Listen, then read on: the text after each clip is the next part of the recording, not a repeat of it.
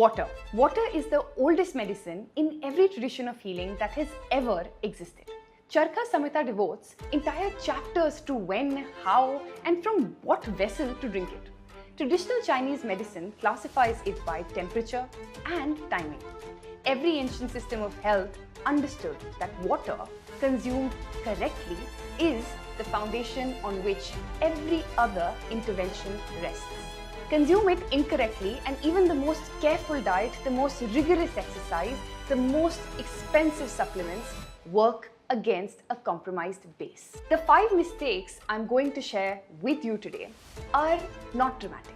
You will not feel them the day you make them.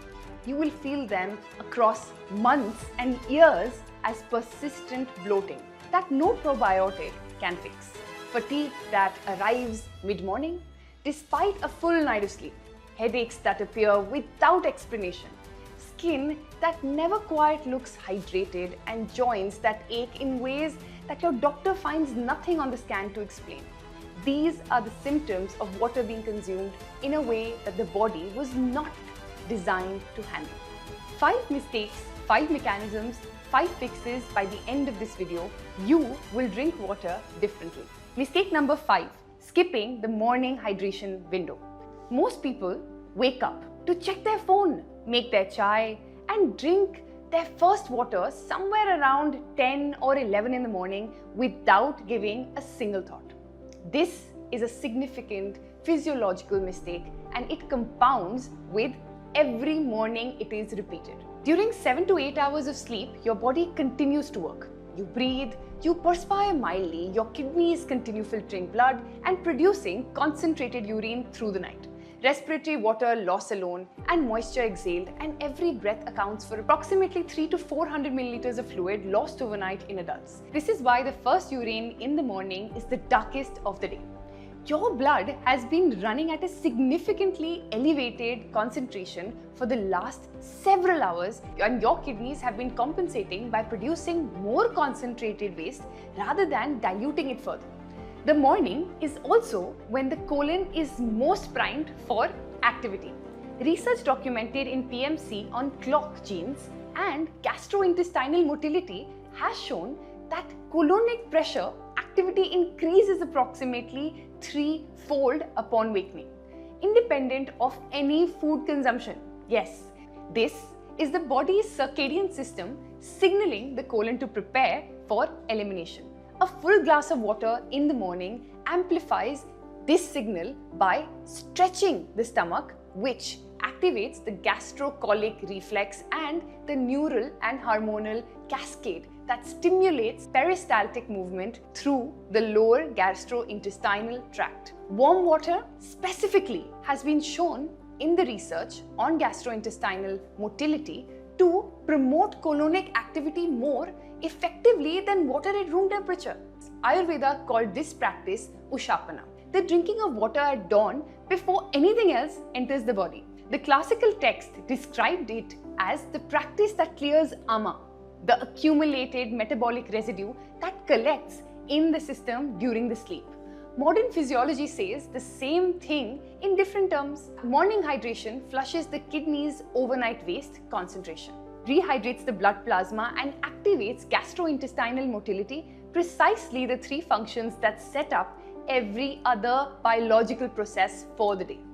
The fix: 1 to 2 glasses of water within the first 15 minutes of waking, before teeth are cleaned and before any food is consumed. The vessel you drink it in matters the most, and that is the mistake number 3. But the timing is what most people skip on entirely. Mistake number 4, gulping instead of sipping. This one feels trivial until you understand what is happening in the first 3 seconds that water is in your mouth. Saliva is not simply a lubricant, which contains salivary amylase, which begins enzymatic digestion of starch and bicarbonate ions, which serve as a chemical buffer against the acidity of the stomach environment. When you drink slowly, water mixes thoroughly and saliva before being swallowed. This saliva-rich fluid then arrives in the esophagus, carrying a small alkaline buffer capacity with a prepared enzymatic activity. It is a marginal contribution per sip. but it is a part of the biological architecture that the body expects water to arrive within. When you gulp, two specific problems occur. First, water bypasses meaningful mixing with saliva and arrives in the stomach as a large substance bolus that stretches the gastric walls rapidly.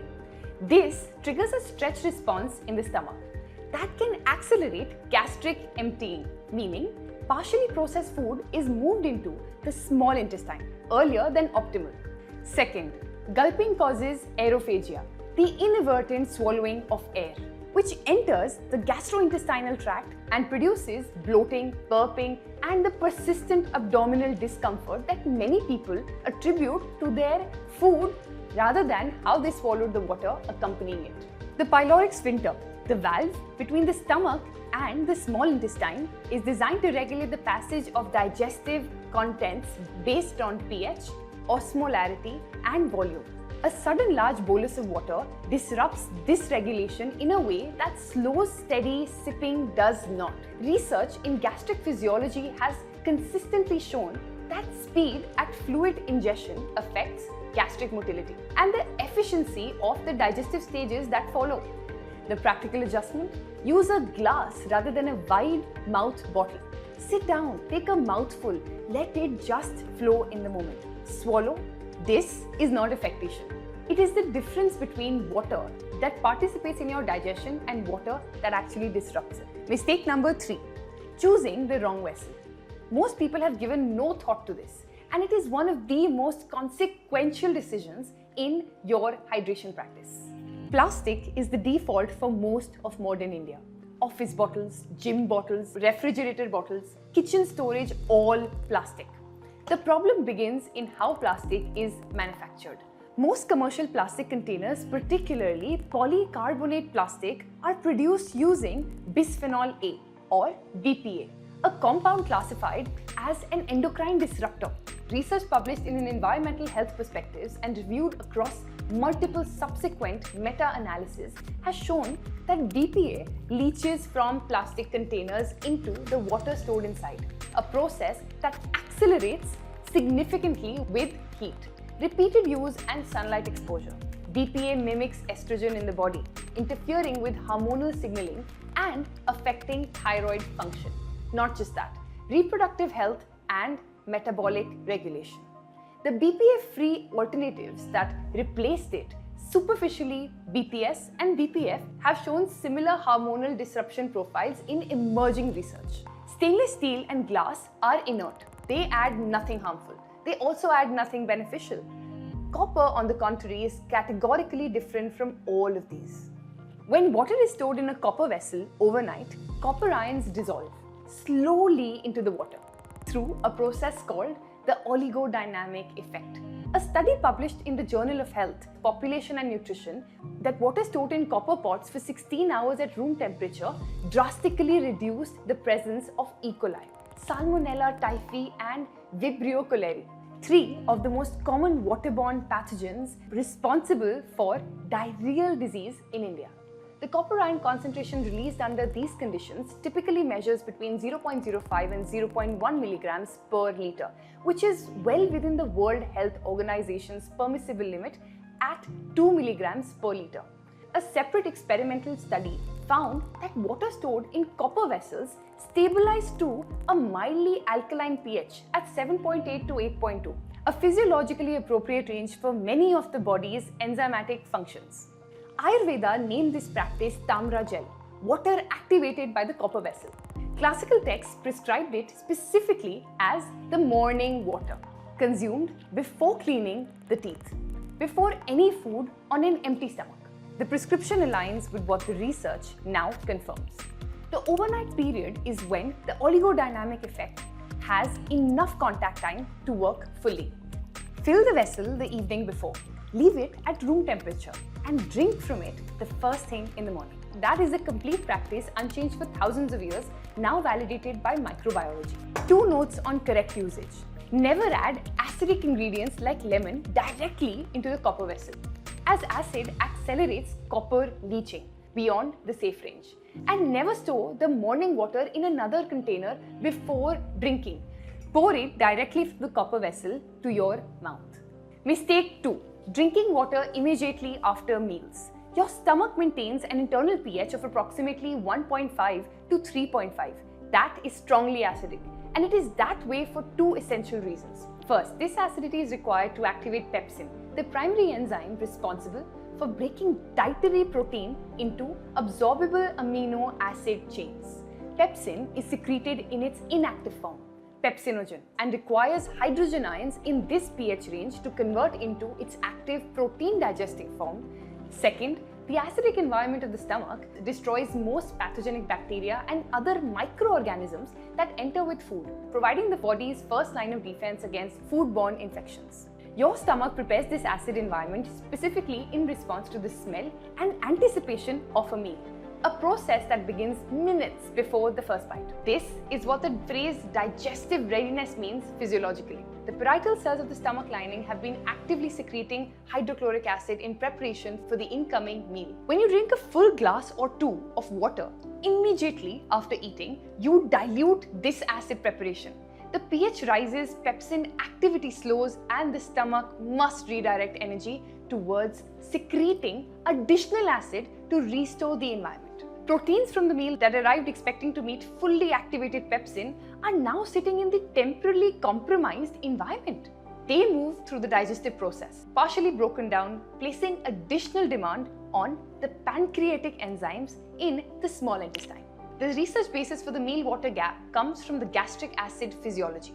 Studies showing that the dilution of gastric contents with large volumes of fluid measurably offers digestive enzyme kinetics. This is also the physiological reasoning behind the Ayurvedic instruction that food and water should be consumed separately, a clinical observation that preceded the modern understanding of gastric chemistry by approximately 2000 years. The gap that allows the stomach to complete its primary acid enzyme work is approximately 45 minutes to 1 hour after a meal. Sipping small amounts of warm water during the meal to aid in swallowing is physiologically acceptable and does not significantly alter gastric acid concentration. The problem is the full glass consumed immediately after, which is the habitual post-meal practice of most Indian households, and is quietly undermining digestion every single time. Mistake number 1. Drinking plain water without minerals. This is the mistake with most consequences and the least awareness. Most people believe that water is water and that drinking enough of it is actually the complete task. Well, it is not. Your cells are separated from the fluid surrounding them by membranes that contain protein channels called aquaporins, discovered by Peter Agre and recognized with the Nobel Prize in Chemistry in 2003. Water moves through these channels in and out of cells, but the direction, volume of that movement is governed not by the pressure alone, but by osmotic gradient, the difference in mineral concentration. The difference in mineral concentration between the inside of the cell and the fluid outside. When the mineral concentration in your blood plasma fails because you've been drinking large volumes of plain water without any adequate electrolyte intake, the osmotic gradient weakens. Water enters the cell membrane channels less efficiently. You drink and your cells do not receive the hydration that the water was supposed to deliver. The symptoms of mineral depleted hydration are specific. Muscle cramps, particularly at night, indicate low magnesium and potassium, both of which are depleted when large volumes of plain water are consumed without any replacement. Persistent fatigue despite adequate sleep and water intake points to sodium imbalance, because sodium is required for the electrical gradient across nerve membranes that generates energy signaling at the cellular level. Headaches that cannot be attributed to dehydration directly are frequently the result of electrolyte imbalance in the cerebrospinal fluid. And the most telling sign, you drink water and you feel thirsty again within 30 minutes. This is the body signaling that the water is entering the bloodstream but not reaching the cells, because the osmotic conditions are not supporting intracellular delivery. The fix is simple and entirely consistent with what the Indian kitchen wisdom has always recommended. Add a small pinch of Sendha Namak rock salt to your water. Sendha Namak is unprocessed, unrefined, and contains not just sodium chloride but a spectrum of trace minerals including magnesium, potassium, calcium and iron. A pinch, which is approximately 200 to 300 milligrams, is sufficient to restore the electrolyte base without making the water taste unpleasant. Add a juice of half a lemon. Lemon provides potassium, a small amount of vitamin C and citrate, which mildly alkalizes the urine and reduces kidney stone formation. The combination of sendha namak and lemon in water is Indian version of what sports scientists now formulate as electrolyte replacement solution. And the grandmothers were making it in their kitchens as nimbu pani long before isotonic drinks existed. This applies most importantly to morning water and to any time you have been active, been in the heat, or are drinking more water than usual. Plain water in large quantities on an empty stomach without minerals is the hydration equivalent of filling a tank with fuel that has no ignition key. The water arrives, but the body cannot fully use it. 5 mistakes, 5 fixes. Here's the complete protocol. Wake up and drink 1 to 2 glasses of water from a copper vessel, stored overnight before anything else. This clears the kidney overnight. The kidney's overnight concentration activates the gastrocolic reflex for morning elimination and delivers the oligodynamic antimicrobial benefit of copper stored water on an empty stomach. Add a pinch of sendha namak and squeeze of lemon to at least 1 glass of water per day, particularly the morning glass, and in any glass consumed after physical activity or in heat. This restores the mineral context that allows water to actually reach your cells through the day. Sip slowly. Use a glass, sit down and drink if you can. Do not gulp. Do not drink standing at the refrigerator. Let saliva mix with water before you swallow. Wait 45 minutes to an hour after meals before drinking water in volume. Your stomach earned this acid preparation. Give it time to complete the job. And choose your vessel with intention. The choice between plastic and copper is a meaningful one, not an aesthetic one. Plastic is a source of endocrine disrupting compounds that leach into every glass of water it stores. Copper is a vessel that has working for the health of the water and the person drinking it for over 3,000 years.